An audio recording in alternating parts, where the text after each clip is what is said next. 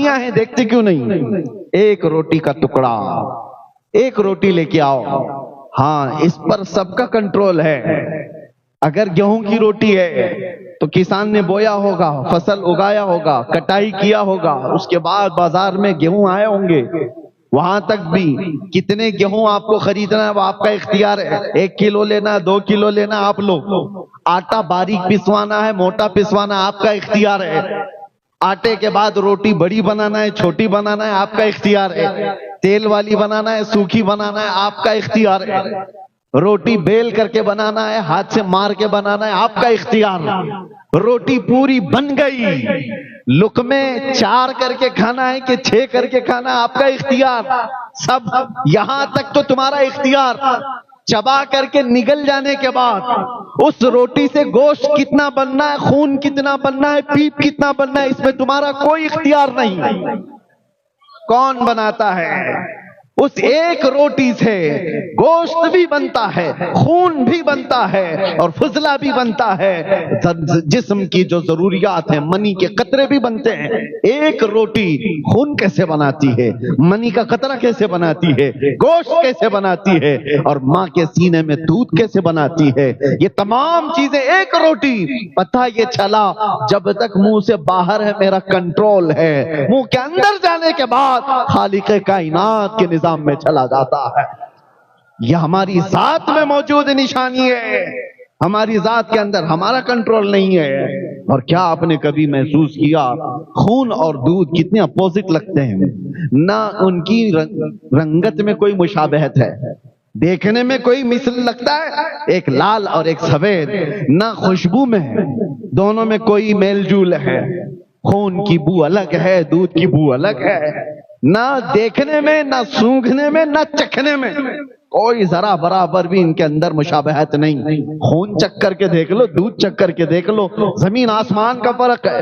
اس کے بعد اثر میں بھی، ارے دودھ کچھ اور بنا دے گا، خون کچھ اور کر دے گا، دونوں بہت ڈیفرنٹ۔ لیکن آپ کو پتا ہے قرآن کہتا ہے یخرج من بطونها شراب مختلف الوانها وفيه شفاء للناس۔ اللہ تبارک و تعالیٰ فرماتا ہے من بین فرث ودم لبنا خالصا سائغا للشاربین۔ 3 چیزیں، ایک دودھ، ایک خون اور ایک گوبر، 3 اپوزٹ چیزیں دکھ رہی ہوں گی آپ۔ اور اللہ قرآن میں 14ویں پارے میں فرماتا ہے گائے کو دیکھو، بکری کو دیکھو، دودھ کہاں سے بنتا ہے، سائنس کے بچے ہوں تو تحقیق کر کے معلوم کریں، ریسرچ کریں۔ دودھ جہاں سے نکلتا ہے اللہ فرماتا ہے خون اور گوبر کے بیچ سے نکلتا، خون اور اس کے گوبر کے بیچ سے دودھ کو نکالا جاتا ہے۔ قرآن میں رب تعالیٰ فرماتا ہے من بین فرث و دم لبنا خالصا، خالص دودھ ہم گوبر اور خون کے درمیان سے نکالتے ہیں، سائغا للشاربین، پینے والوں کو خوشحال کر دیتا ہے۔ دودھ جب آتا ہے نہ اس میں خون کا مزہ ملتا ہے، نہ رنگ آتا ہے، نہ بو آتی ہے، نہ گوبر کا رنگ ہے، نہ مزہ ہے، نہ کوئی چیز۔ یہ دونوں چیزیں ذرا برابر بھی دودھ کو اثر نہیں کرتی۔ تم بھی اپنے ہاتھ میں لے کر کے دودھ یا ایک پیالے میں لے کر کے بیٹھو، اور دوسرا پیالہ گوبر کا، تیسرا پیالہ خون کا، اور اس کے بعد تینوں کو ملا کر دودھ اس میں سے نکال کر کے دکھا دو، تب تمہاری قدرت پتہ چل جائے گی۔ ایک پیالے سے میں دودھ کو ان غلاظتوں سے الگ نہیں کر سکتا، اگر ان غلاظتوں سے کوئی الگ کر سکتا ہے تو وہ ایک ہی طاقت ہے، رب ذوالجلال۔ اللہ تبارک و تعالی ان غلاظتوں سے بھی پاکیزگی کو نکالتا ہے، اور یہ اس کی قدرت کے دلائل میں سے ہے۔ قرآن عظیم میں اللہ نے فرمایا، اور پھر طاقت و قوت کی بات، دنیا بہت کچھ آج ترقی کر چکی ہوگی، یہ گھاس پھوس سے نکل کر کے اب آسمان سے بات کرنے والے عمارتوں میں آ گئے۔ لوگوں نے یہ سوچ لیا کہ اب اڑنے والے طیارے، پرندے کی شکل میں جیٹ، ساری چیزیں ہم نے بنا لی ہیں، دنیا کو ہم نے گھنٹوں میں نہیں منٹوں میں طے کرنا شروع کر دیا۔ لیکن یہ سب چیزیں ہونے کے بعد آج تک پوری کائنات میں کسی نے یہ دعویٰ نہیں کیا کہ میں کسی کی جان بھی ڈال سکتا ہوں۔ یہ ایک چیز ایسی ہے جو انسان مرتے دم تک بلکہ قیامت تک اس کو نہیں کر سکے گا. کیوں؟ قرآن میں اللہ تعالیٰ فرماتا ہے کہ یہ انسان کی بات تو چھوڑو، رب تبارک و تعالیٰ یہ فرماتا ہے وَمَا قَدَرُ اللَّهَ حَقَّ قَدْرِهِ.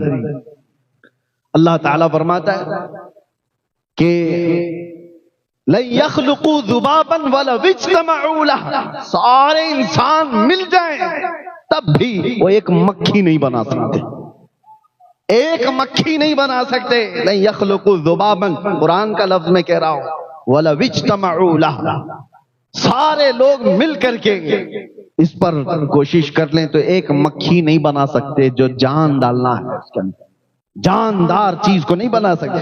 تمہارے اندر جو جان ہے یہ اللہ کی نشانی ہے، اور موت یہ اللہ کی نشانی ہے. اس سے بڑی نشانیاں کیا ہو سکتی ہیں؟ موت اور حیات اللہ کے ہونے پر دلیل ہے. ہر بیماری کو ڈاکٹر صحیح کر سکتا ہے، مرنے کے بعد کیوں نہیں صحیح کرتا؟ چند سانسیں کیوں نہیں دے سکتا؟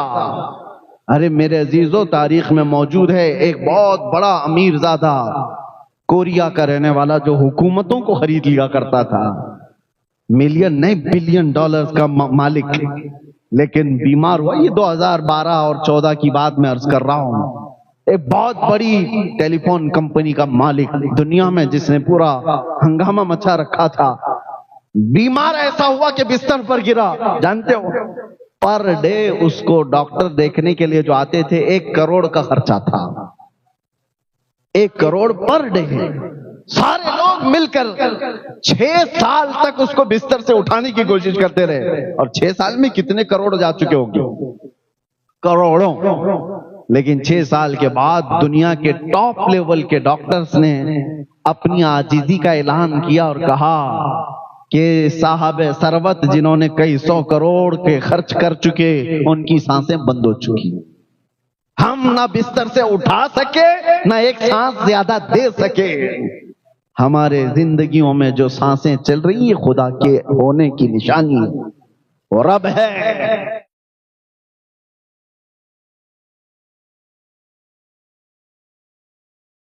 السلام علیکم بھائیو، چینل کو سبسکرائب کریے، لائک کیجیے، بیل آئیکن کیجیے. چینل کو آگے بڑھے، آپ کو اچھی بیان سننے کو ملے گی.